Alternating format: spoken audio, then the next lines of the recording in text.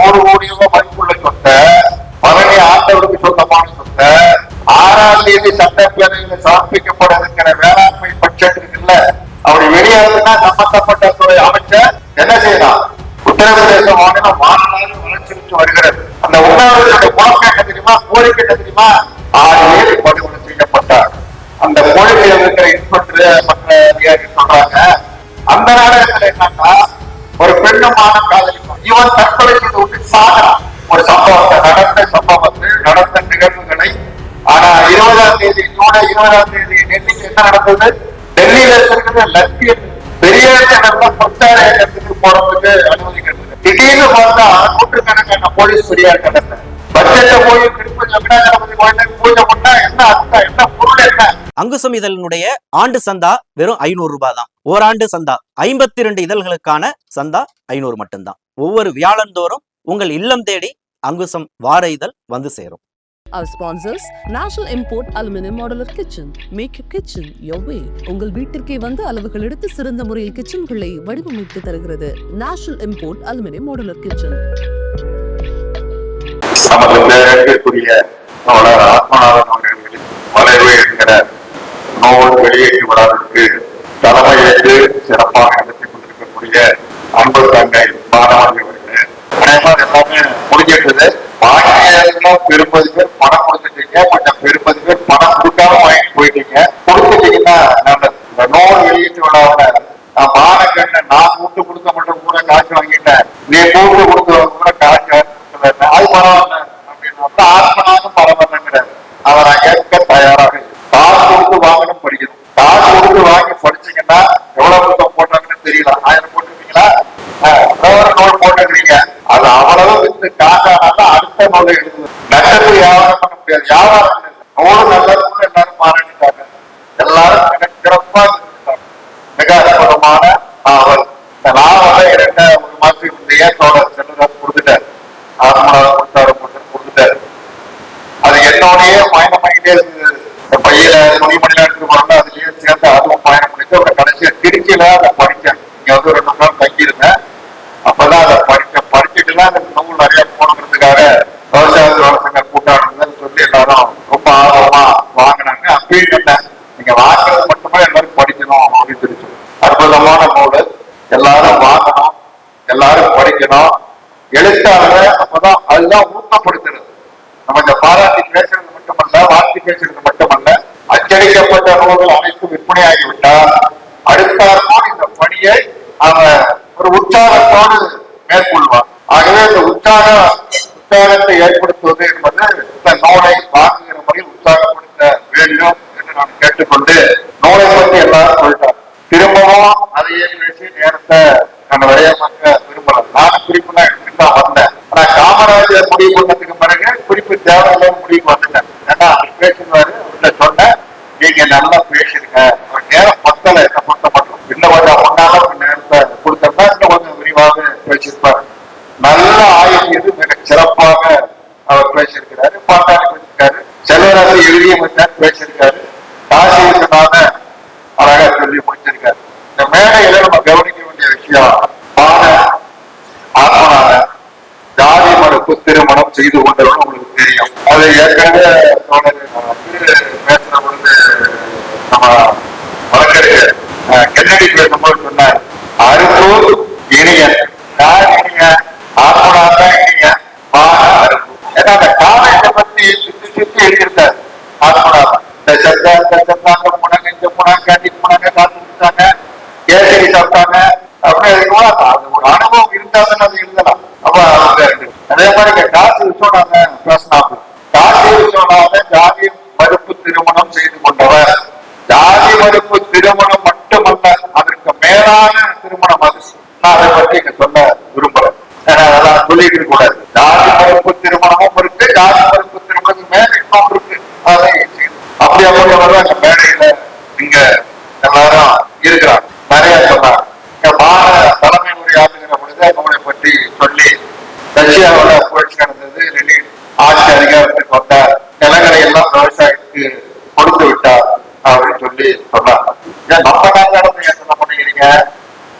71 அச்சுவமான முதலமைச்சர் வந்தார் கேரளாவில்.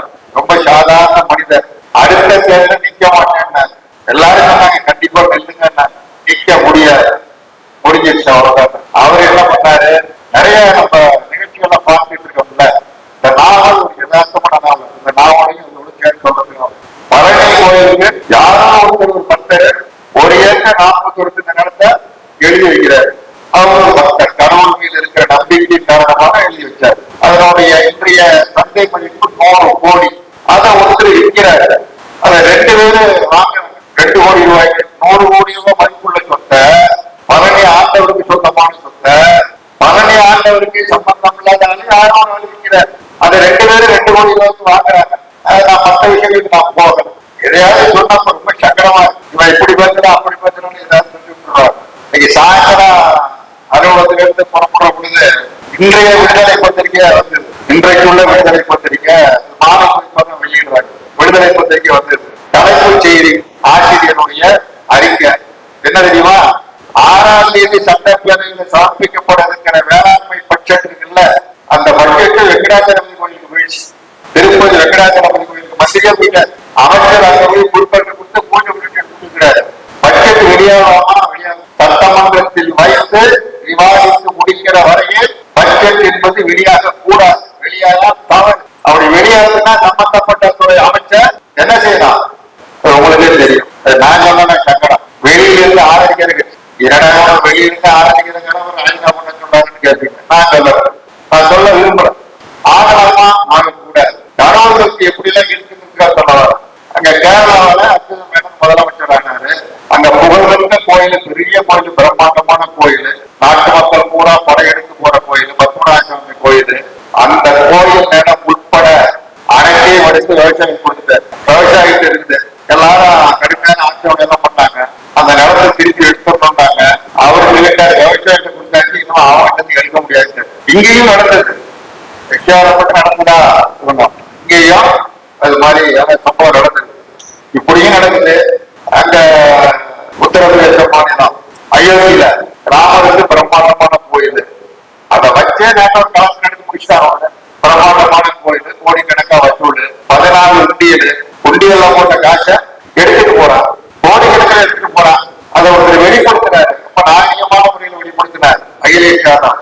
இந்த மாதிரி அதுல தவறு நடக்கிறத சொல்றாங்க, அறக்கட்டளை கவனிக்க வேண்டும் அப்படின்னு.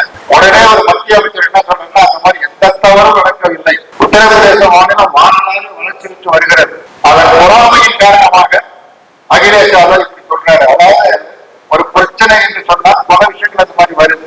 அதை விசாரித்து தீர்ப்பு வழங்குவதற்கு மாறாக பொறுப்பினர்கள் முன்னாடியே தீர்ப்பு வழங்கிடுறாங்க, முன்னாடியே சொல்லிடுறாங்க அப்படி நடக்கிற தவறு அப்படின்னு சொல்லிடுறாங்க. இப்ப மறுபடியும் கவட்டி போட்டு விசாரிக்கிறாங்க, 2 பேரும் கைது பண்றாங்க, ஏதோ நடந்துட்டு இருக்குங்களேன். மக்களுக்கு இருக்கிற நம்பிக்கை, கடவுள் மீது இருக்கிற நம்பிக்கை, ஜாதியின் மீது இருக்கிற நம்பிக்கை, மதத்தின் மீது இருக்கிற நம்பிக்கை, இந்த நம்பிக்கைகள் என்ன பாடுபடுத்துது, எப்படிப்பட்ட விளைவுகளை உருவாக்கு, எத்தனை கூட நடந்துட்டு மேலவளவு கொலை, அதை வைத்துதான் அளவு எழுதப்பட்ட நாவலை எடுத்தவங்க கலெக்டர் முதல்ல மாவட்ட ஆட்சியர் அலுவலகம் தான் முதல்ல வரல. அதை பத்தி எல்லாம் சொல்லிட்டு நான் வரதுக்கு நான் போகல. மாவட்ட ஆட்சித்தலைவர்கிட்ட காலையில வீட்டுல பழைய கஞ்சியை குடிச்சிட்டு 4 மணி வரைக்கும் காத்திருக்கிறாங்க. 4 மணி வரைக்கும் காத்திருக்கிறாங்க. ஆட்சித்தலைவர் நேரடியாக சந்திக்கிறதுக்கு உள்ள போகும்பொழுது திரும்ப கலத்தி கொண்டு போறாங்க. இந்த நாவலுக்கு ஆட்சித்தலைவர் அலுவலகத்துக்கு போறவங்க இந்த கிராமத்தை சேர்ந்தவர்கள் செருப்ப கலட்டி வெளியிலேயே கொண்டுதான் உள்ள போறாங்க. ஆட்சித்தலைவர் ரொம்ப மரியாதை கொடுத்து காப்பி எல்லாம் கொடுக்குறாரு. காப்பி எல்லாம் கொடுத்தது மட்டும் இல்லை, செலவுக்கு 1200 ரூபாய் பணமும் கொடுக்குறாரு. எனக்கு அது படிச்சோட சந்தோஷமா இருந்தது. அப்புறம் கடைசியா முடிவு என்ன, முடிவு உலகில் முடிஞ்சிருச்சு. நடந்ததே எப்படி இருக்கிற அவ்வளவுதான். அது அவருக்கே உரிய முறையில மரம், செடி, கொடிகள், போலாம், தாமரப்பூ, மல்லிப்பூ, எப்படி எப்படிலாம் அதை வர்ணித்து சொல்ல முடியுமோ அவருக்கு அழகா சொல்லியிருக்காரு. நடந்த கதைத்தான் சொல்லியிருக்காரு. சரி, கணேசனா கணேசன் தானே, கணேசன் சாதன் ஆவண கணேசன் ஆவணத்தை ஒழுங்கான்னு சொன்னீங்க. கணேசன் ஊராட்சி மன்ற தலைவர் போட்டு முடிச்சிட்டான். எதுக்கு போட்டு முடிக்கிறான் சொன்னாங்க, தலித்துகளுக்காக இடஒதுக்கீட்டின் அடிப்படையில அந்த ஊராட்சி ஒதுக்கப்படுகிறது, தலைவராக தேர்ந்தெடுக்கப்பட்டு வருகிறார். அதை ஏற்றுக்கொள்ள முடியாமல் அந்த கொலை நடைபெறுகிறது. இன்னொன்னு பாருங்க, விருதுநகர் மாவட்டத்தில்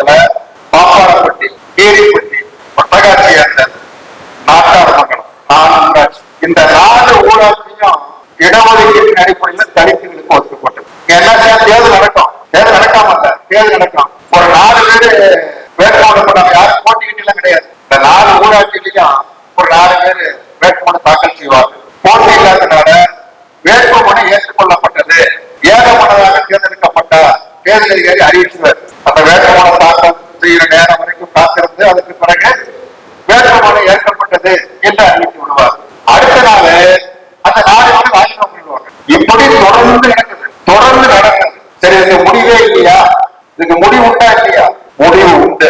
மதுரையில உண்ணாவிரதம் தலைமையிலான நல்ல ஆயிரக்கணக்கானவர் கலந்து கொண்டார்கள் அந்த உண்ணாவிரத போராட்டத்தில். குறிப்பா தமிழ்நாட்டில் உள்ள அனைத்து ஊராட்சி மன்ற தலைவர்களும், இந்திய கம்யூனிஸ்ட் கட்சியை சேர்ந்த அனைத்து ஊராட்சி மன்ற தலைவர்களும் அந்த போராட்டத்தில் கலந்து கொண்டார். அந்த போராட்டத்தை மாற்றி பேசிய நன்மா ஆர்கேசனுடைய சட்டமன்ற உறுப்பினராக இருக்கிறவர் நல்ல சிறந்த பேச்சார். அவர் கலந்து கொண்டு பேசுகிற பொழுது ஒரு செய்தியை சொன்னார், ரொம்ப மகிழ்ச்சியான செய்தி. கட்சி ஒன்றாக இருந்த பொழுது இருந்த எழுச்சியை இன்றைக்கு நான் காண்கிறேன் என்று சொன்னார். அந்த உண்ணாவிரதோட நோக்கம் என்ன தெரியுமா, கோரிக்கை என்ன தெரியுமா? இந்த 4 ஊராட்சிகளிலும் தேர்தல் நடத்தி அந்த தேர்ந்தெடுக்கப்பட்ட அந்த தலித் சமூகத்தை சேர்ந்த ஊராட்சி மன்ற தலைவர்கள் 5 ஆண்டு காலம் பதவி வகிக்கிற வரையில் சுழற்சி முறையில் மாற்றக்கூடாது. என்ன பிளான் பண்ணிட்டாங்கன்னா, இந்த 4 ஊராட்சி தொடர்ந்து இப்படியே நடக்குது. அதனால அதை பொது தொகுதியாக மாற்றி விடலாம் என்ற முடிவுக்கு வந்து விட்டார். பொது தொகுதியாக மாற்றக்கூடாது. அந்த 4 ஊராட்சி தேர்தல் நடத்தி தலித்துகள் தலைவராக தேர்ந்தெடுக்கப்பட்டு 5 ஆண்டு காலம் அவர்கள் பதவி வகித்து முடிகிற வரையில் மாற்றக்கூடாது. இதுதான் அந்த உண்ணாவிரத போராட்டத்தினுடைய கோரிக்கை.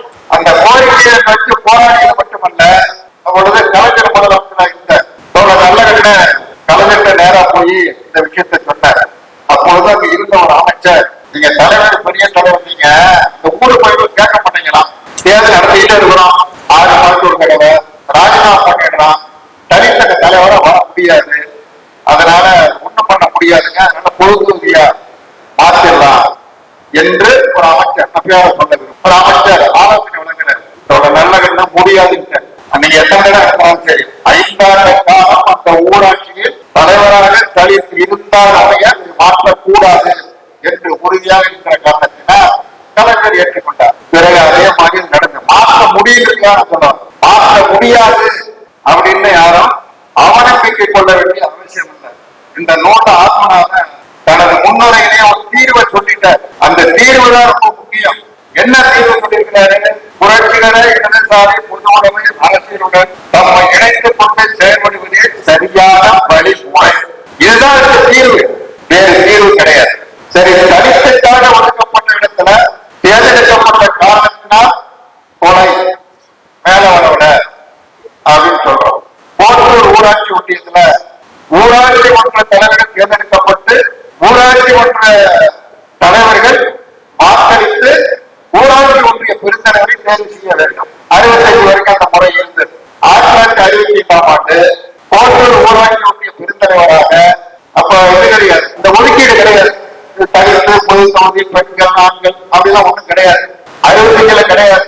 பேராசிரியர் காமராஜ் இருக்கிற பொழுது, ராஜீவ்காந்தி பிரதமராக இருந்த பொழுது கொண்டு வரப்பட்ட பஞ்சாயத்து ராஜ் சட்டம், நகர்பாலிகா சட்டத்தில் தான் இடஒதுக்கீடு வருகிறது. கலைஞருக்கு முன்னர் இதற்கு அமல்படுத்தினார். 65 கிடையாது.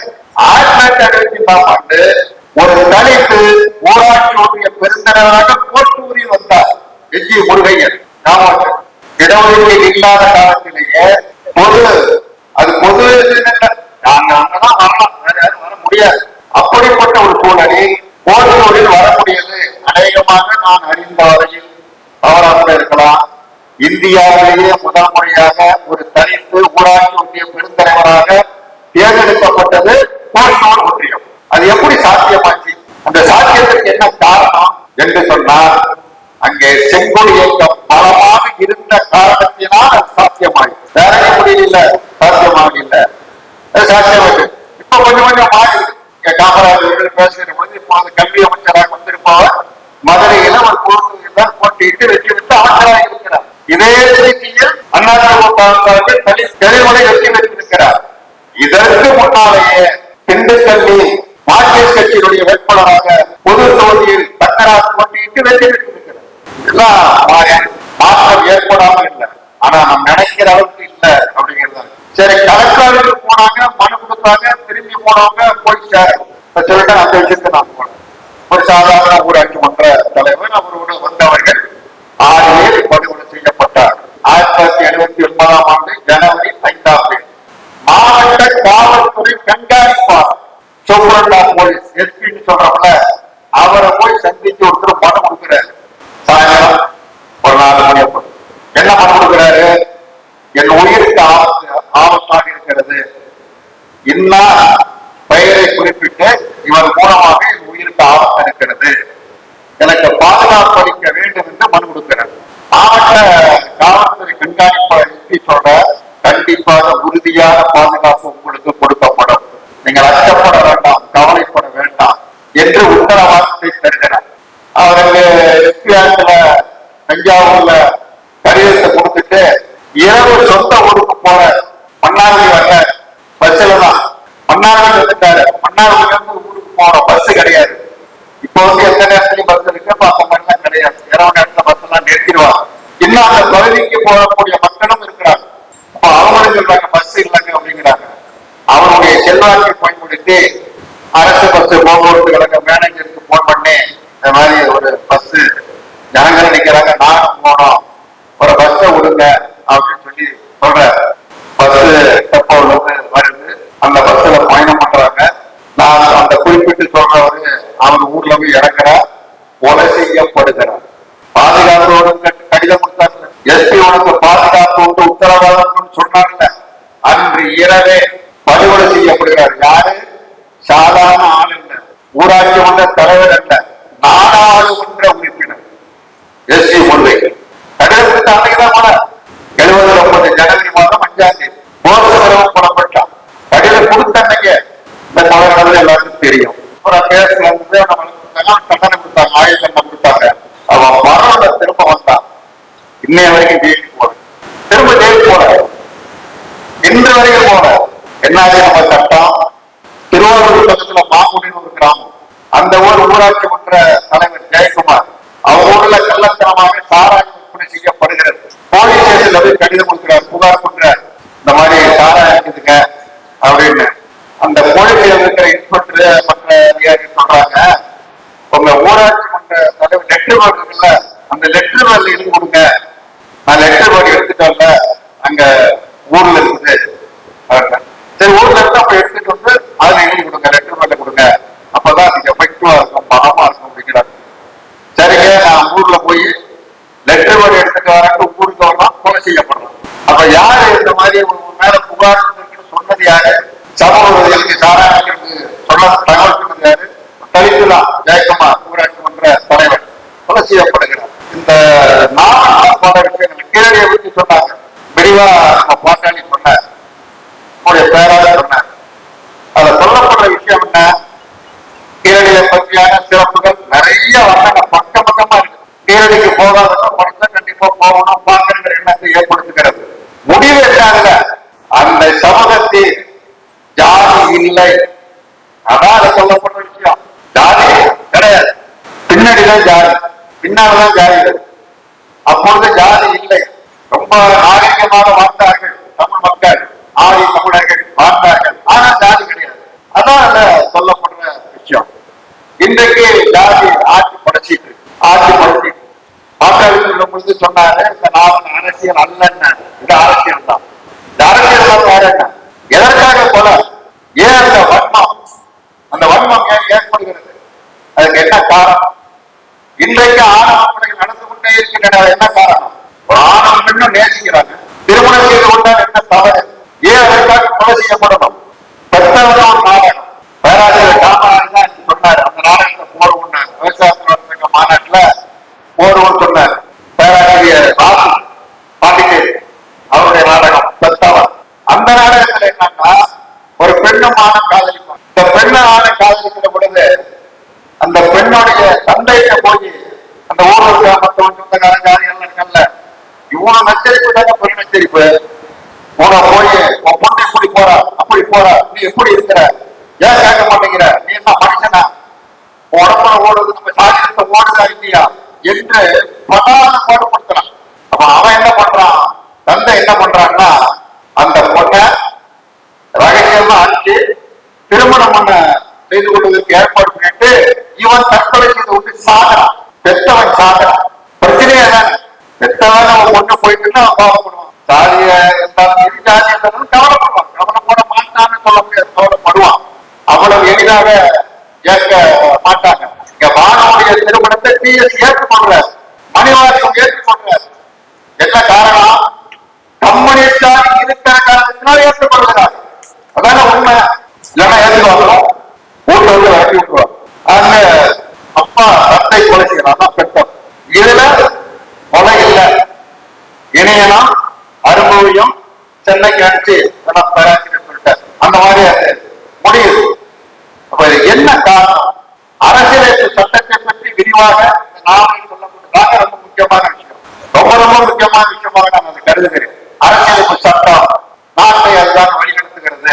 பிரதமர் சொல்றார், நாவல் சொல்றோம், எல்லாரும் சொல்றோம். இந்த நாவல் எழுதி ஒரு சம்பவத்தை, நடந்த நிகழ்வுகளை அப்படியே அச்சிட்டு நம்முடைய ஆத்மநாதன் வெளியிடுகிறார் என்று சொன்னால், நம்முடைய அரசியலமைப்பு சட்டம் அந்த உரிமையை நமக்கு வழங்கி இருக்கிறது. ஆத்மநாதனுக்கு வழங்கி இருக்கிறது. கருத்து சுதந்திரம், சுயமான சிந்திக்கிறதை வெளிப்படுத்த, பேச, எழுத உனக்கு உரிமை உண்டு என்று நம்முடைய அரசியலமைப்பு சட்டம் சொல்லுகிறது. ஒரு பிரச்சனையா, ஒரு பொது பிரச்சனையா, அந்த பொது பிரச்சனைக்காக நீ தெருவில் இறங்கி போராடலாம், நீ ஊர்வலம் போகலாம், நீ ஆர்ப்பாட்டம் செய்யலாம், முழக்கம் செய்யலாம், மறியல் செய்யலாம், தர்ணா செய்யலாம், ஆயுதங்கள் இன்றி அமைதி வழியில் நீ போராடலாம். எது சொல்லுது? அரசியலமைப்பு சட்டம் சொல்லுது. ஆனா 20ஆம் தேதி, ஜூலை 20ஆம் தேதி டெல்லிக்கு என்ன நடந்தது? ஜூலை மாதம் 20ஆம் தேதி ஆயிரக்கணக்கான மாணவர்களின் இளைஞர்கள் ஊர்வலம் போனார்கள், நியாயம் கேட்டு போனார்கள், நீதி கேட்டு போனார்கள். ஏன்? மே மாதம் 3ஆம் தேதி 22 லட்சம் பேர், ஒருவன் இருவன் அல்ல, 22 லட்சம் பேர் எழுதிய தேர்வு ரத்து செய்யப்படுகிறது. 22 லட்சம் பேர், 22 லட்சம் பேர் மட்டும் அல்ல, 22 லட்சம் குடும்பம் அதுல சம்பந்தப்பட்டு. ஒவ்வொரு பெற்றோரும், ஒவ்வொரு தாயும் தந்தையும் தனது மகனை எப்படியாவது படிக்க வைக்க வேண்டும். டாக்டர் ஆக அரியலூர் அனிதா என்ன? அரியலூர் அனிதாவுடைய தந்தையுடைய வேலை என்ன? ஆசிரியரா, தாசில்தாரா, இல்ல வழக்கறிஞரா, நீதிபதியா? ஒண்ணும் கிடையாது. திருச்சி காந்தி மார்க்கெட்ல கூட்ட சொல்லக்கூடிய தொழிலாளி அனிதாவுடைய தந்தை. அனிதாவுடைய தாயார் நோய்வாய்ப்பட்டு இறந்து போயிடுறாங்க, காப்பாற்ற முடியல. அனிதா என்ன நினைக்கிறா? நம்ம அம்மாவுக்கு ஒரு நல்ல சிகிச்சை அளித்திருந்தால் தாயை காப்பாற்ற முடியும் என்று நம்புகிறார், நினைக்கிறார். அப்ப வீட்டுல அம்மா இல்ல, அப்பா கூலி தொழிலாளி தினசரி காலையில திருச்சிக்கு வந்து காந்தி மார்க்கெட்ல மூட்டையை தூக்கி சுமந்து அதுல கிடைக்கிற ஊதியத்தை கொண்டு கொடுக்குறா. அதை கொண்டுதான் குடும்பமே நடக்கிறது. இவர் பெண்ணுக்கு என்ன வேலை இருக்குன்னு எல்லாருக்கும் தெரியும். தாய் இல்லாத வீட்டு வேலைகள் அனைத்தையும் செய்து கொண்டு, வீட்டை கூட்டி சுத்தமரிக்கி, சாடி தெளித்து, கோலம் போட்டு, பண்டவாசல்களை எல்லாம் விளக்கி, சமையல் செய்து தந்தைக்கும் சகாரனுக்கும் வழங்கிவிட்டு இவர் படிக்கவும் செய்ய வேண்டும். வைராக்கியமா படிக்கிறார். எப்படியும் டாக்டர் ஆயிரணும், மருத்துவர் ஆயிரணும். என் தாய் இறந்ததை போல மற்ற தாய் இறக்கக்கூடாது, காப்பாற்ற வேண்டும், சேவை செய்ய வேண்டும் என்கிற அந்த நம்பிக்கையோடு படிக்கிறார். படிச்சு 1700 மார்க், கிட்டத்தட்ட 1100க்கு மேல மார்க் வாங்கிடலாம் பிளஸ் டூல. ஆனால் நீட் நுழைவுத் தேர்வு பாஸ் பண்ண முடியல. தற்கொலை என்ன சொல்றா?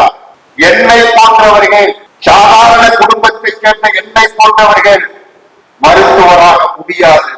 அதான் எழுதின கடிதத்துல சொன்ன அது கொலையா தற்கொலை?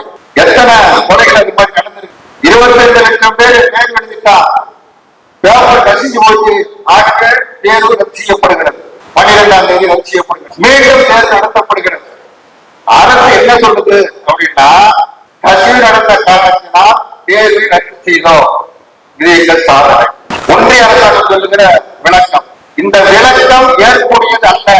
உன்னுடைய நிர்வாக திறமையின்மையின் காரணமாக, ஊழலின் காரணமாக 20 22 லட்சம் பேர் பாதிக்கப்பட்டிருக்கிறோம், இதற்கு எனக்கு நியாயம் சொல் என்று பேரணி போறார்.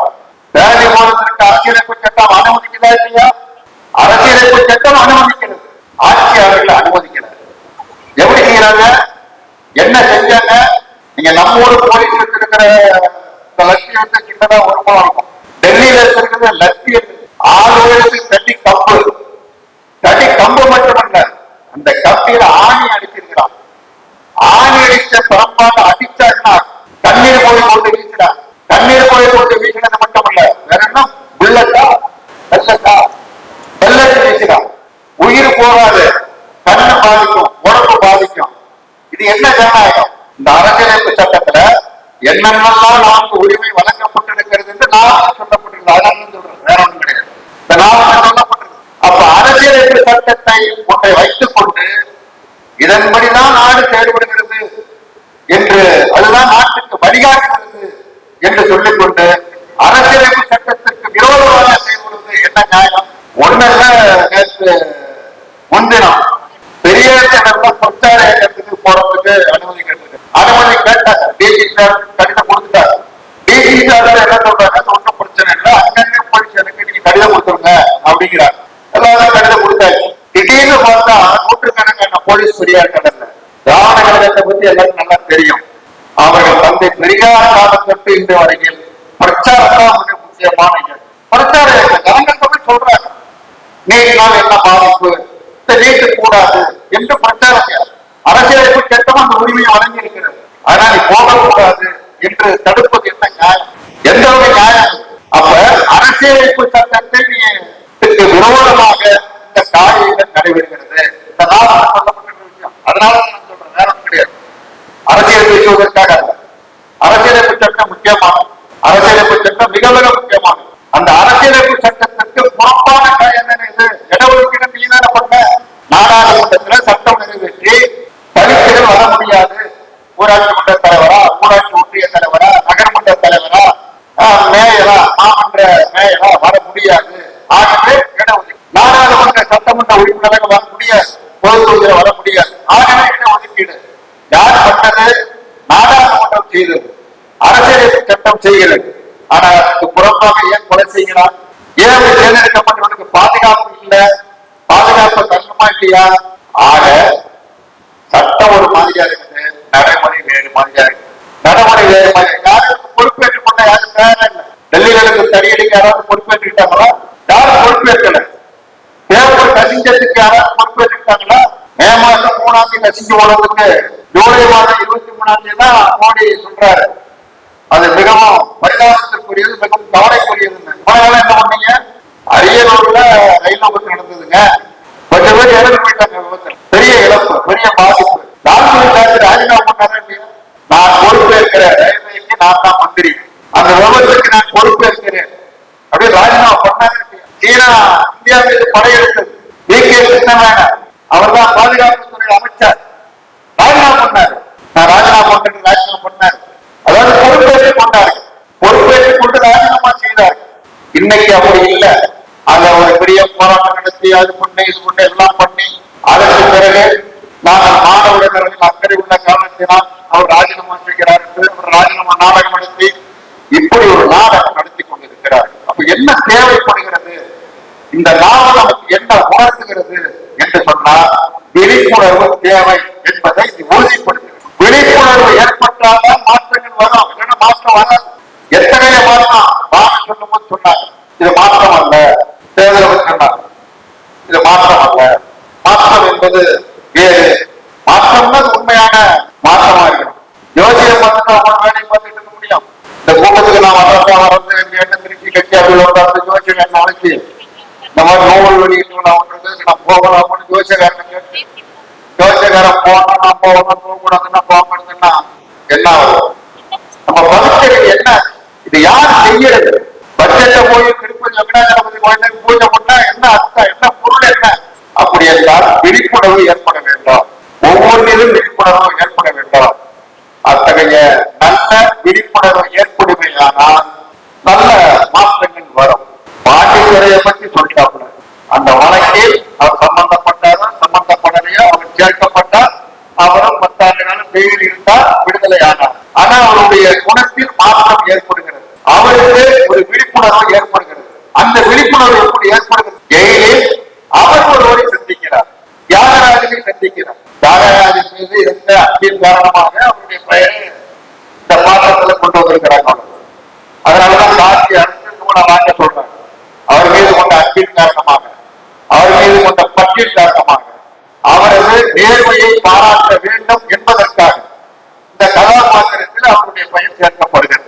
அந்த தியாகராஜனோடு பழகிய காரணத்தினால், தியாகராஜன் என்னென்ன சொன்னான்னு பேரேன்னு சொல்லிட்டாரு, நான் சொல்லிட்டு போறேன். பழகிய காரணத்தினால் பாண்டித்துறைக்கு ஒரு விழிப்புணர்வு ஏற்படுகிறது. அந்த விழிப்புணர்வு ஏற்படவில்லை என்று சொன்னால் என்ன ஆயிருக்கும்? இனியன் கொல்லப்பட்டிருப்பார், இனியனுடைய அப்பா கொல்லப்பட்டிருப்பார், அம்மா கொல்லப்பட்டிருப்பார். இப்ப பாண்டித்துறைக்கு ஒரு விழிப்புணர்ச்சி வருகிறது. கீழடியில பார்க்கிறாங்க, இவ்வளவு நடக்குது, இங்க ஜாதி இல்ல என்று உரையாடுகிறார்.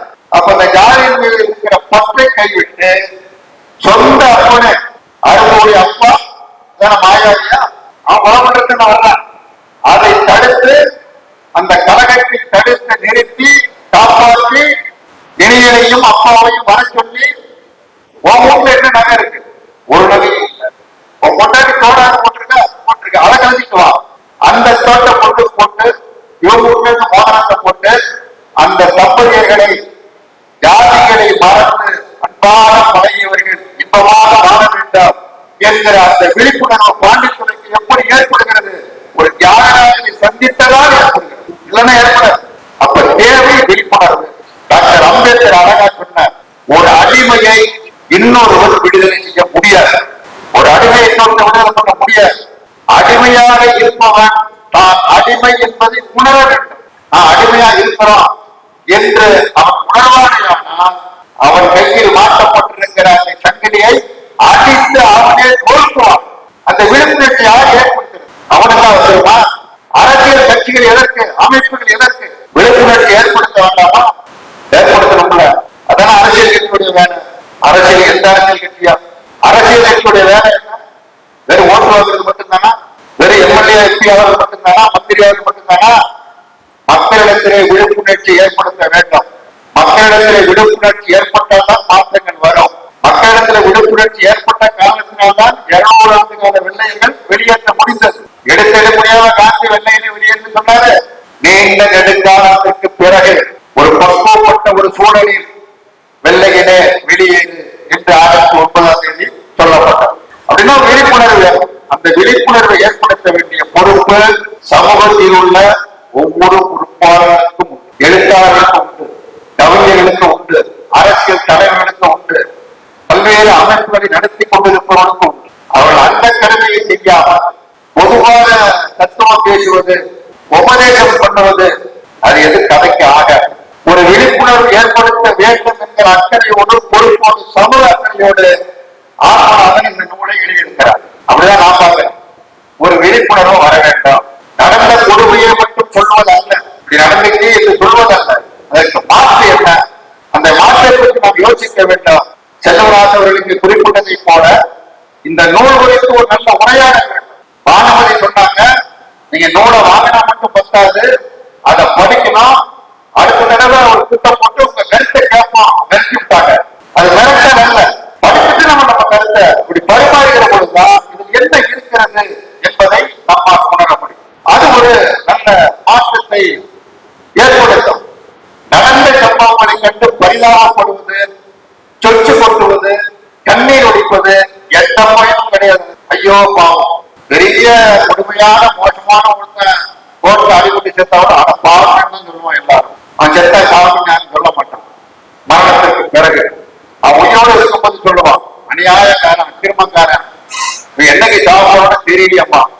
அதே ஆளை 2 பேர் சேர்த்து அடிச்சு கொண்டாங்கன்னா ஐயோ பாவம். சொச்சு கொள்வதால் எந்த பயனும் ஏற்படாது, பரிதாபப்படுவதால் எந்த பயனும் ஏற்படாது.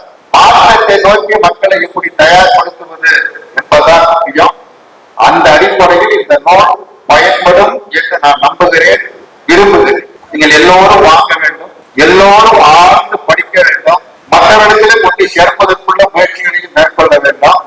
இப்படி எடுக்கக்கூடிய சிறு சிறு முயற்சிகள் தான் சிறு துணி பெரும் வெள்ளமாக அது நிச்சயமாக கண்டிப்பாக உறுதியாக மாறும் என்று சொல்லி இந்த நூலை மிக சிறப்பாக எழுதியிருக்கிறார். அவர் நல்ல கவிஞர். அவருடைய கவிதை திறமையை காமிச்சிருக்காரு. அவருக்கு என்னென்ன திறமையோ அத்தனை திறமையை கூட்டி தீர்த்திருக்கிறார். ஒரு 133 பக்கத்துல ஒரு அரை மணி நேரம் 3/4 நேரத்துல படிச்சிடலாம். காமராஜர்ல ஒரு அரை மணி நேரத்துல படிச்சுடுவார். நான் எனக்கு 1 மணி நேரம் ஆகும். செல்வராஜ் ஒரு 3/4 நேரத்துல படிச்சுடுவார். அவங்களாம் வேகமா படிக்கிறோம், படிச்சுட்டே இருக்கிறோம். அதனால எல்லாரும் படிக்கலாம். ரொம்ப எளிமையா இருக்கு. ஒன்னும் கடினமா தான் இல்லை, ஒன்னும் ரொம்ப கடினமா இல்லை, முரண்பாடா இல்லை, யதார்த்தமாக மிக யதார்த்தமாக இருக்கிறது. சமூக மாற்றத்திற்காக முன்வைக்கப்பட்ட நூல் என்கிற முறையில் இந்த முயற்சியை மேற்கொண்ட ஏற்கனவே 3 நாவல்கள் எழுதியிருக்கிறார்.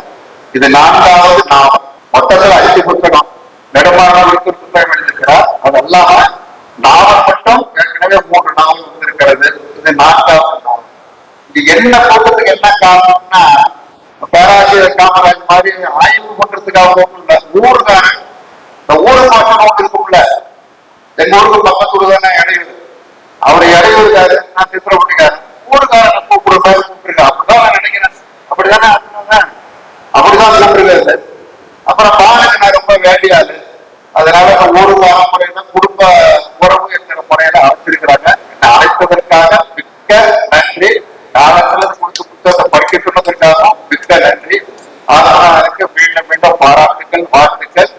ஆத்மநாதனுக்கு மிக ஒத்துழைப்பாக இருக்கக்கூடிய அன்பு தங்கை